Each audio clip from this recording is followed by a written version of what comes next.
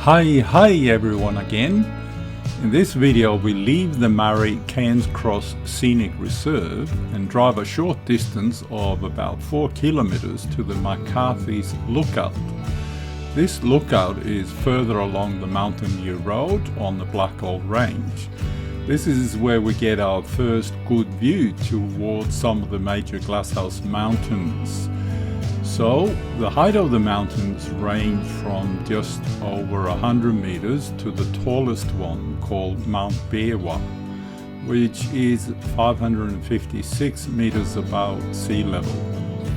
I do have some photos at the end showing the major ones and their heights above sea level, so enjoy!